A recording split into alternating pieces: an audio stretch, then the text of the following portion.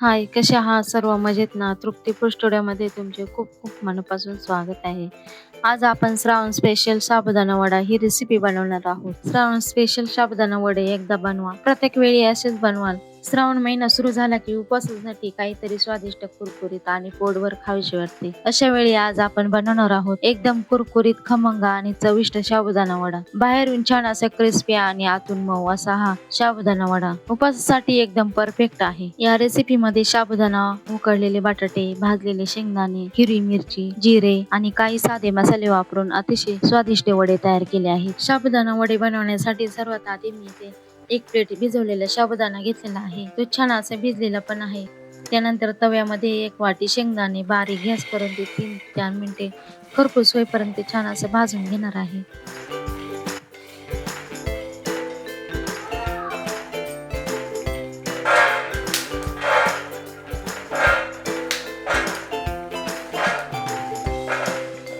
पाहू शकता छान असे भाजलेले आहे. आता आपण ते एका ताटामध्ये थंड होण्यासाठी काढून घेऊया.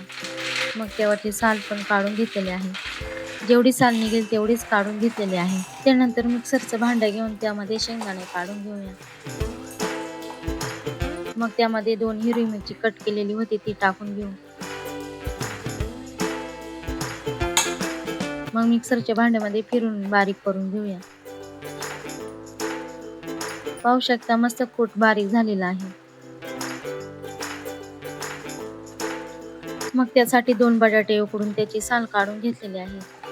मग एक मोठे भांडे घेऊन त्यामध्ये साबुदाणे टाकून घेऊया.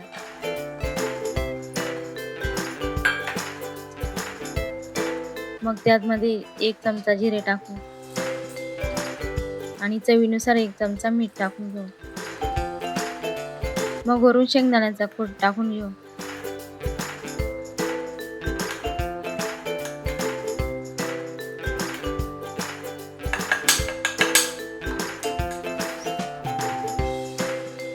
मग बटाटा हाताने क्रश करून त्यामध्ये टाकून घेऊया.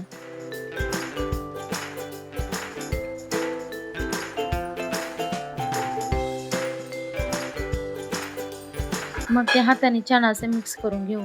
मस्त अशा हाताने मळून घेतलेलं आहे. 1-2 मिनिटे छान चांगल्या प्रकारे एकजीव करून घेऊ. मग ते हाताने छान मिक्स करून घेऊया. जोपर्यंत बटाटा असं बारीक होत नाही तोपर्यंत हाताने मळून घेणार आहे. पाहू शकता मस्त असा गोळा बनवून घेतलेला आहे. मग 1-2 मिनिटांनी चांगल्या प्रकारे एकजीव पण झालेला आहे.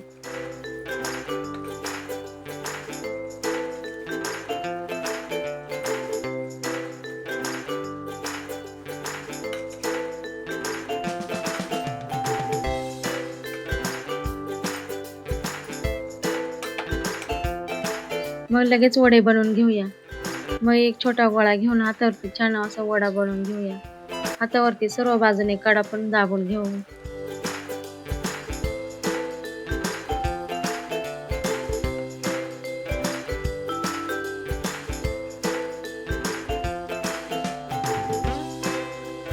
पाहू शकता आपले वडे तयार झालेले आहे.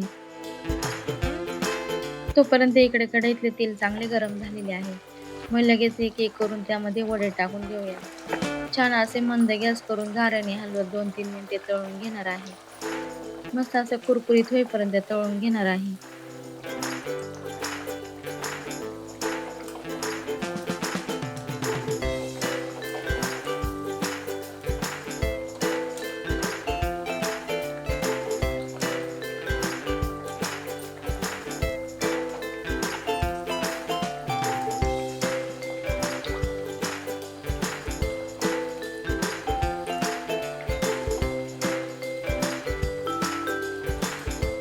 मग लगेच कुरकुरीत पण झालेला आहे. मस्त असा ब्राऊन कलर पण झालेला आहे.